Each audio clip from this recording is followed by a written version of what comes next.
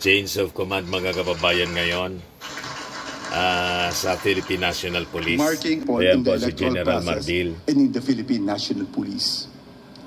All these accomplishments were made possible by the dedication of the men and women of the Philippine National Police. I thank our President for the guidance and support that allowed us to turn our vision into a meaningful reality. Thank you, sir. To every police officer, I extend my sincerest thanks. Your commitment, discipline, and sacrifices are what truly define this organization. To our non-uniformed personnel, our unseen yet essential workforce behind every successful operation and initiative, thank you. Your contributions are truly invaluable. My sincerest gratitude also to the following people, of course, to the National Security Advisor, Eduardo Año, who helped us sa kanyang mga intelligence effort, of course, to Nika, General De Leon, to the former Secretary Benhar Abalos, thank you for guiding us. Of course, yung kasama po natin sa AFP, General Browner, sir, General Galide, kasama kong barkada po namin, si Coast Guard for helping us po secure po yung election. Kung hindi po namin sigurado sila kasama sa BARM, it will be a different story. Sir, maraming salamat po sa inyong lahat.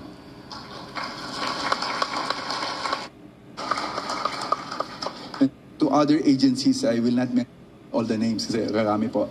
Talagang malaki po yung tulong nyo. Kung hindi po sa inyo, sigurado hirap na hirap yung Philippine National Police.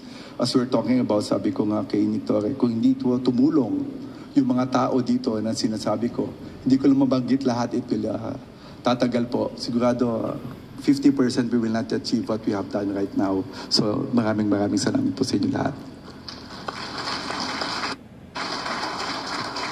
Of course, our diplomatic counterparts, ma'am, all of it.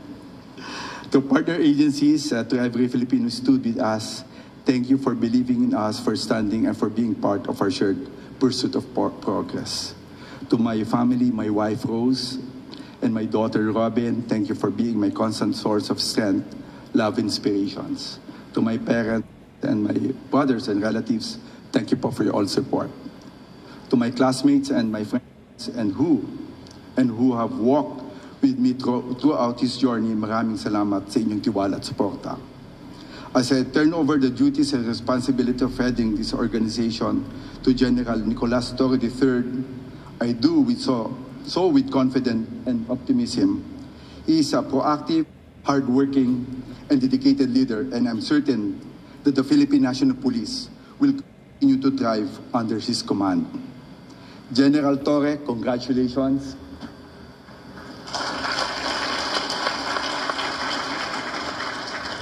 I wish you all the best as you take on this immense responsibility. The men and women of the Philippine National Police will continue to be your greatest strength. Si Astig na General po, na pinagtawanan ni Sara Duterte. I am reminded saying in the military. Pinagtawanan ni Sara Duterte po. Walls never die, they just fade away. Pero sa police po, iba po kami. Cops never die, they simply disappear in style. Kami lang po. Iba talaga kami. So looking back on all that we have accomplished, the challenges we surpassed, the victories we claimed, and the values we upheld, no achievement is greater than having brought dignity to this uniform. Taas noo ko pong ipagmamalaki na masarap iwanan ang serbisyo na maayos ang organisasyon at may respeto at tiwala ang tao sa pambansang kapolisihan. So again, sa bagong Pilipinas, ang gusto ng polis, sigaw lang natin para marinig naman yun sa ibang country kasi kinakabahan sila. Sa bagong Pilipinas, ang gusto ng polis! Lakasan pa rin natin. Boss, yung mga RD natin dapat marinig kasi dapat marinig sa abroad. Sa bagong Pilipinas, ang gusto ng polis! Maraming salamat po. Thank you very much for your service, Police General Romel Francisco Marbil. You may now be seated. Constancio Chinayog Jr., Director for Personnel and Records Management, will now read the retirement order. Pursuant to General Order Number NHQ-GO-CR 2024-1046, dated February 29, 2024, and General Order Number 24, dated February 7, 2025. Police General Romel Francisco de Leg Marbil, O-00826, is compulsorily retired from the PNP service effective February 7, 2025, and is extended until June 2, 2025, by command of President Ferdinand R. Marcos Jr., Official Edgar Allan O. Cubo, Police Lieutenant General, the Chief of Directorial Staff. Signed, Constancio T. Chinayog Jr., Police Major General, D. Director for Personnel and Records Management. Thank you once again, sir. You may now be seated. Oath taking and donning of ranks of the newly appointed Chief Philippine National Police, the Director for Personnel and Records Management, Police Major General Constancio Chinayog Jr., will now read the promotion orders. Pursuant to General Order Number NHQ-GO-PR, 2025-2798, National Headquarters, Philippine National Police, dated June 2, 2025. Police Major General Nicolas Deloso Torre III is promoted to the rank of Police General in permanent status effective June 2, 2025.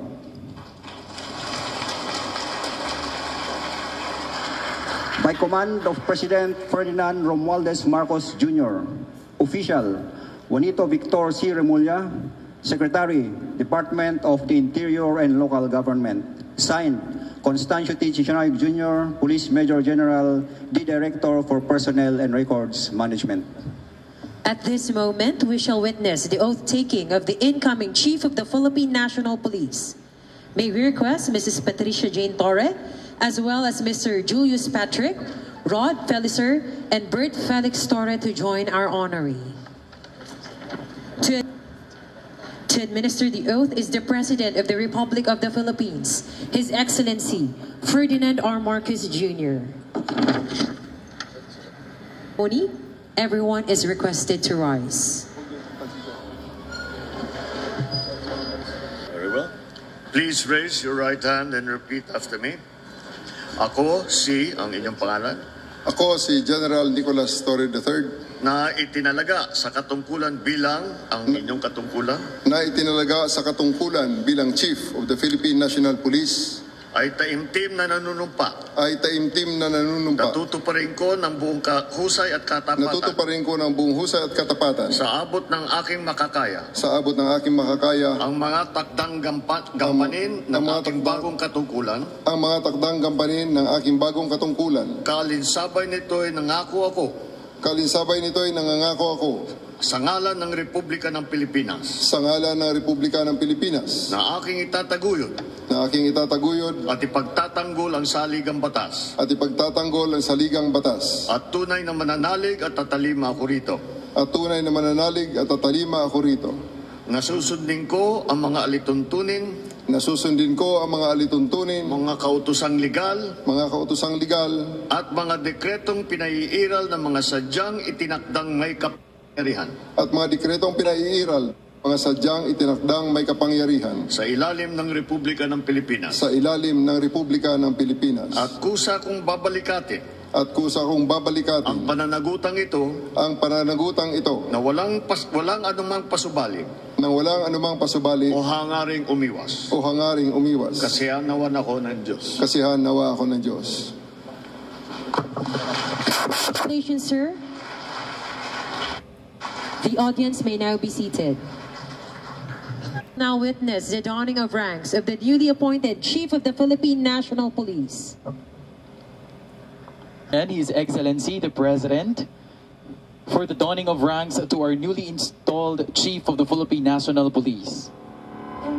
The new rank insignia is being donned by the President of the Republic of the Philippines to together with Mrs. Patricia Jane Torre, the spouse of our newly appointed Chief of the Philippine National Police.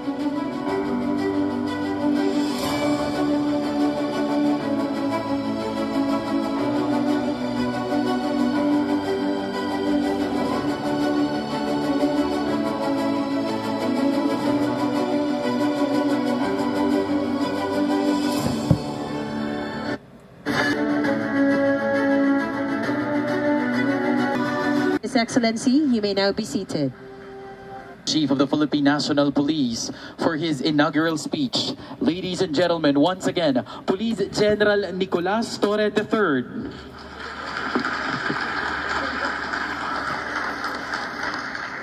Magbibigay na ng kanyang speech si General Torre na pinagtawanan po ni Sara Duterte.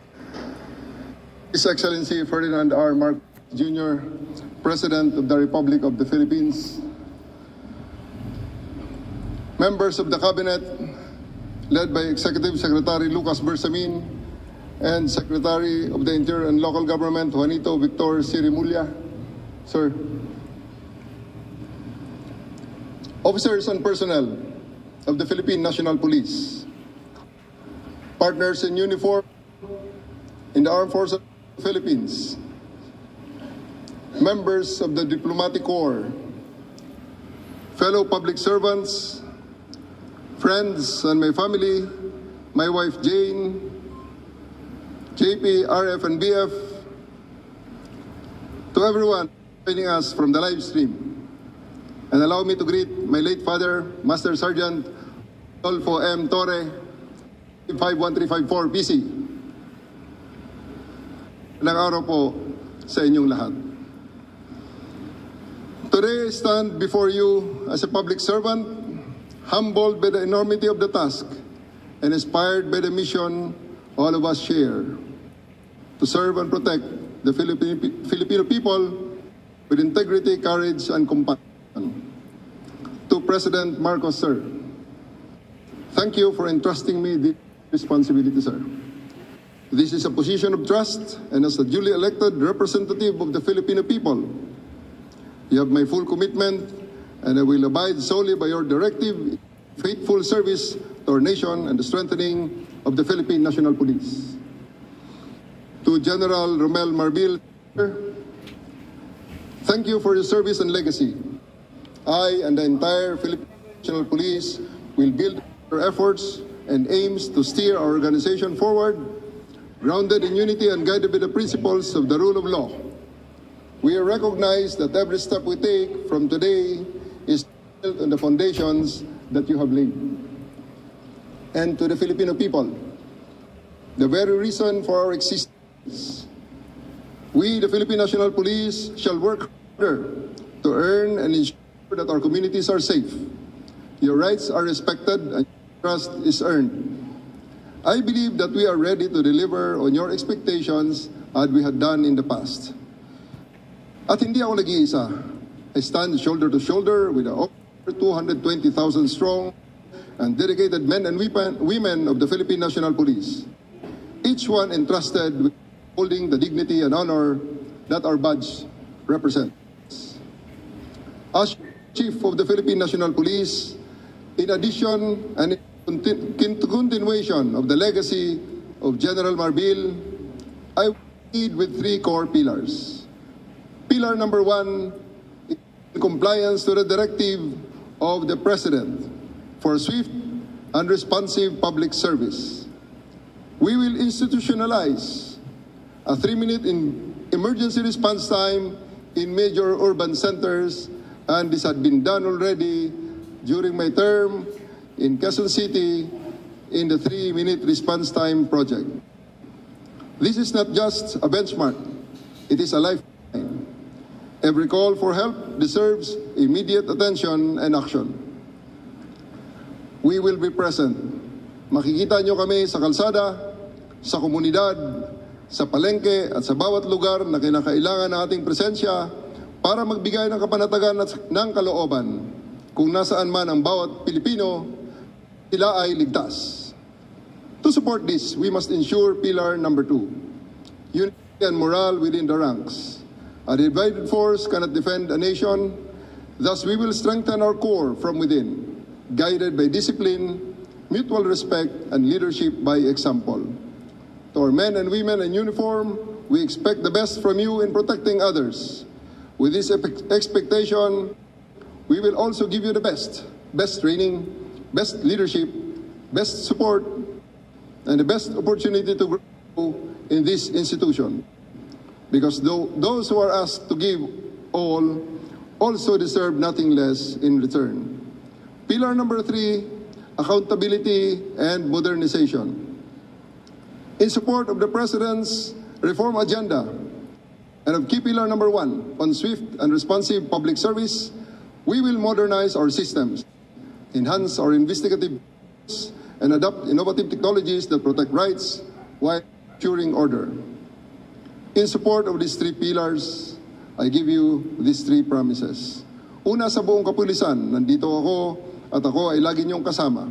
Sabay nating harapin ang lahat ng hamon ng ating organisasyon at sabay nating pangalagaan at itaas ang dangal ng ating uniforme. But I will ask, something will be rewarded. Hindi sapat ang pogi points.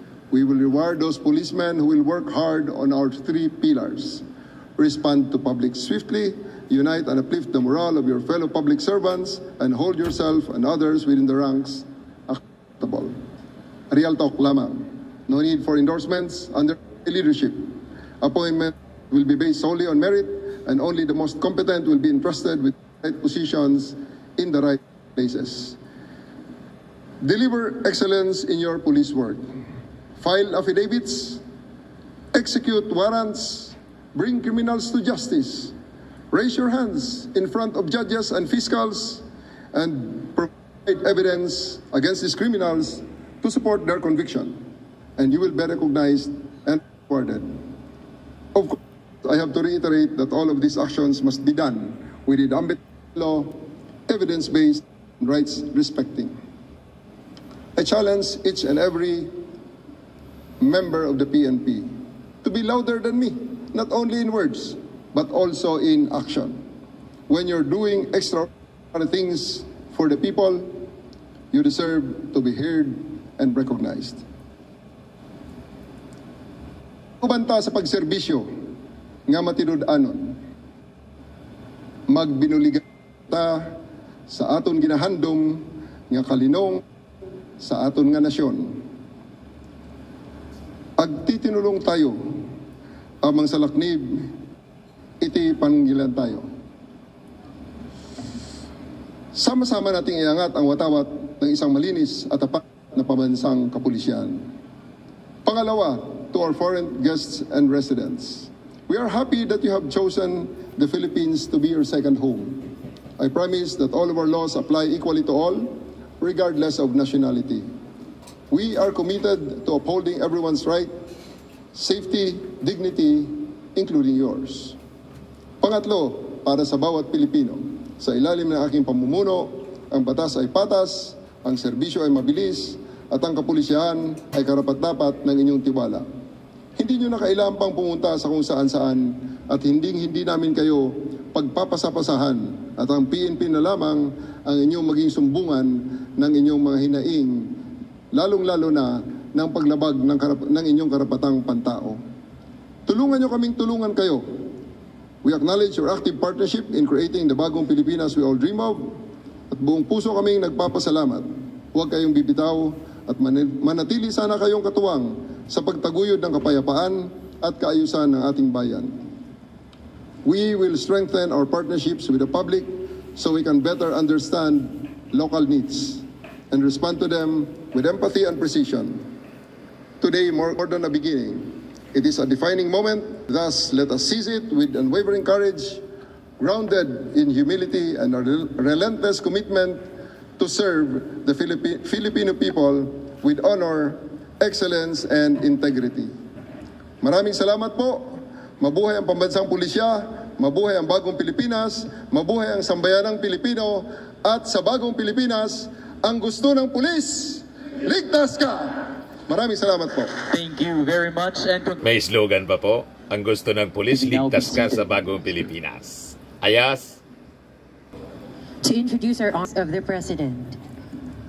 Ay papakilala na Ladies and yung gentlemen, ating Pangulo. the President of the Republic of the Philippines, His Excellency Ferdinand R. Marcos Jr.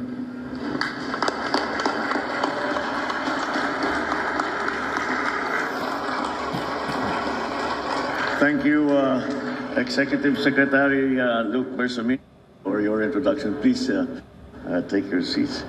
The Excellencies of the Diplomatic Corps, Interior and Local Government Secretary, Secretary John Vic Remulla, and other cabinet members here present. The Armed Forces of the Philippines Chief of Staff, General Romel Browner, and the Major Service Commanders. Outgoing Chief of the Philippine National Police, Police General Romel Francisco Marbil.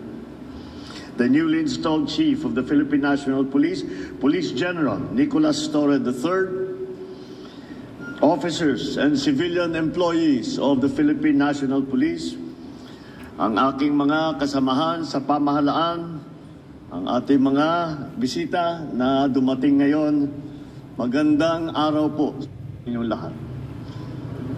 Today, we witness more than a ceremonial change of man. We come together to reaffirm a shared responsibility, a responsibility to uphold peace, to preserve justice, and to protect the dignity of the Filipino. Each change in leadership promotes the values that give strength to our institutions. It reflects a clear belief that lasting progress is grounded in consistent service, accountable governance, and leadership that never forgets its duty to the people. So allow me to express the gratitude of a nation to the man who has served with strength and with resolve, Police General Romel Francisco D. Marbil.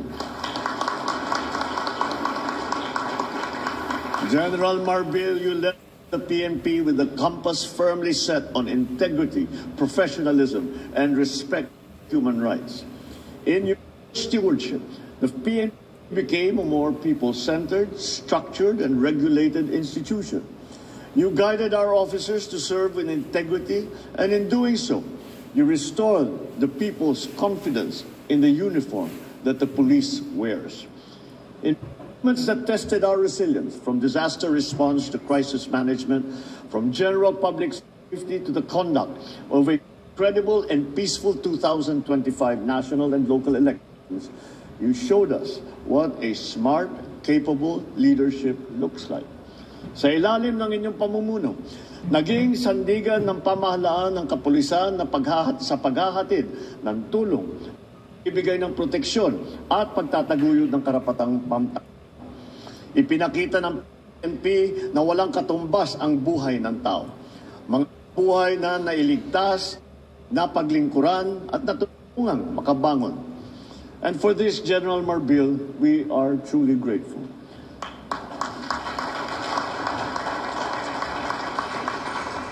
As we bid farewell to a leader who was embodied honor and excellence, we welcome one who is equally competent to lead the men and women of the PNP, Police General Nicolas D. Torre III. Your assumption of command comes at a time that calls for clarity, for courage, and for conviction. These challenges that we face are evolving. We have transnational crimes, cyber threats, extremist violence, and even police misconduct. At the same time, the opportunities to earn trust and improve public service have never been more reachable. Your leadership will help define what kind of police force we continue to build. One that acts with precision, responds with compassion, and stands as a pillar of accountability. Hamon ko sa iyo, panatilihin mong malinis at marangal ang hanay ng ating mga kapulisan. Bilisan ang investigasyon sa mga kaso laban sa mga pulis na lumabag sa batas upang maibigay natin ng hustisya sa lalong madaling panahon.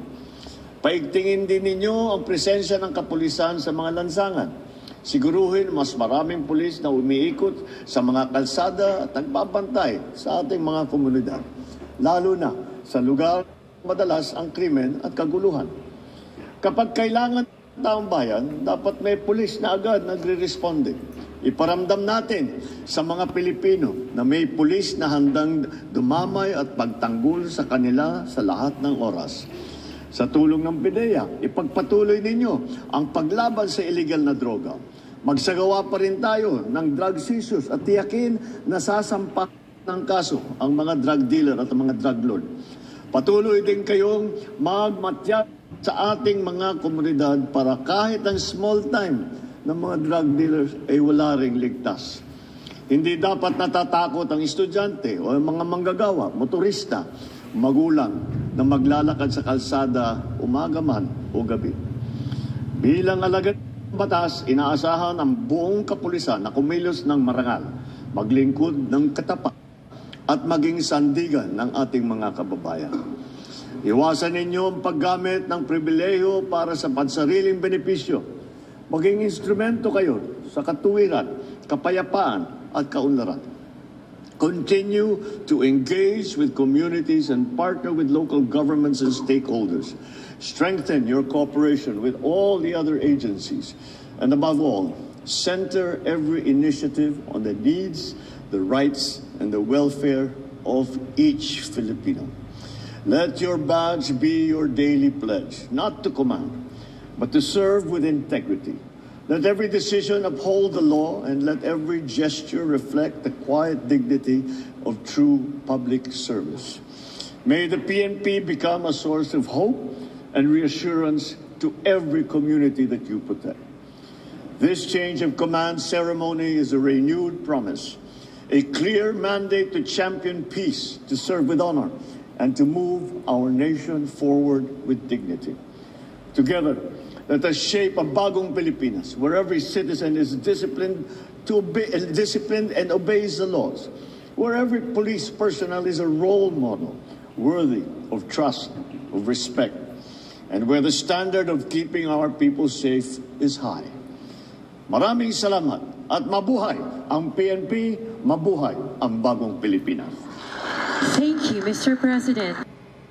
So yan mga kababayan, si General Torre. Yan ang speech, mensahe ng ating Pangulong Bongbong Marcos sa change of command. Kung saan nag-assume na po si General Torre na pinagtawanan ni Sara. Yan Sara Duterte lapse of Torres appointment as PNP chief. Tinanong siya doon sa The Hague, what's your reaction na niya to Torres appointment as PNP chief? Tumawa po. Matindi yung pakatawa po. Tapos sabi niya, sorry, that's my reaction, sir. Next question. Yun, sir. When further pressed for a reaction, she laughed again and said, that's it.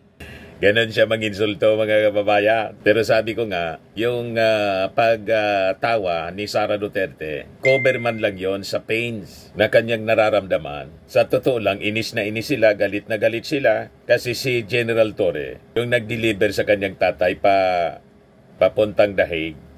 Kaya siya nandun. Doon na siya sa The Hague nag-celebrate ng kanyang birthday. At uuwi, mga kababayan, June 4 pa. Di ba mga kababayan? Malinaw po yung kanyang panunuya ay cover ng kanyang napakapait na nararamdaman, mga kababayan. That is, sa psychology, ang tawag niyan sa psychology, mga kababayan, or sa mental health condition po, PBA, pseudobulbar affect, PBA. Ano niya, Mr. Maravillas, ang ibig sabihin ng PBA, pseudobulbar affect, na nagmamanifest kay Sara Duterte, yung uncontrollable and inappropriate laughter and crying. So, pwedeng tumatawa siya o umiiyak. In this case, si Sara, tumatawa. Wala mang koneksyon doon sa kanyang emosyon or walang koneksyon sa kanyang totoong feelings. Pang-cover nga. Yan ang ibig sabihin nun. Associated siya, based mga kababayan sa mga studies, research ninyo, associated siya sa neurological conditions. Yung PBA. Yun ang pinapakita, mga kababayan, ni Sara Duterte. Wala mang rason para pagtawanan niya, mga kababayan, si General Torre. Anong nakakatawa doon sa appointment? In fact, sa totoo, mga kababayan, sa totoo lang, with the appointment ni General Torre, malamang sa malamang, yung kampo ng mga Duterte, including Sara, are now terrified. Kasi itong si General Torre, mga kababayan, wala po itong sinasanto. Yung leadership po ng PNP sa pamumuno ni General Marbil, nakita ninyo kung paano magtrabaho po. Yung mga known personalities, hindi po inurungan ng PNP. Lalo ngayon, mga kababayan na si General Torre na sumikat po sa pagsilo kay Pacquiao at saka mismo pag-deliver sa dahig kay Digong. Kaya malinaw po mga kababayan na yung pagtawa po ni Sara Duterte sa appointment ni General Torre, cover sa totoo niyang nararamdaman. Ay, diba mga kababayan, yung mismong laman ng speech ni General Marbil na parte ng mga accomplishments ng PNP sa kanyang liderato. And of course, with General Torre as the head ng CIDG, pakinggan po natin mga kababayan yung sinasabi ni General Marbil kanina. We have intensified our high-impact law enforcement operations, sending a clear and sounding message. No matter where you go, no matter how far you run, the law will find you. Our pursuit of justice has reached beyond our shores with the arrest of dismissed Banban Tarlac Mayor Alice Goo in Indonesia.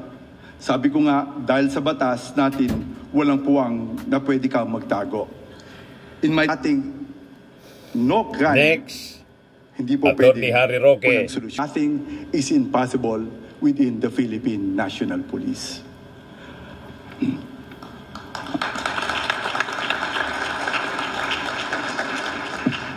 We also captured Teddy Mejia in Dubai, one of the world's most wanted human trafficker. These arrests send a clear and powerful message. They may try to hide, but they cannot escape justice. Pinatunayan rin ng pulisya na ang batas ay para sa lahat. No one is above the law. These are not just words, they are principles we live by.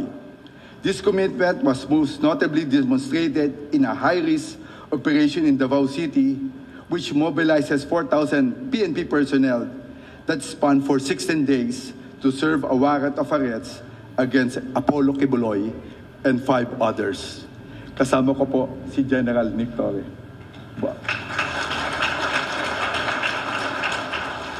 Who are facing serious charges of human trafficking and sexual abuse.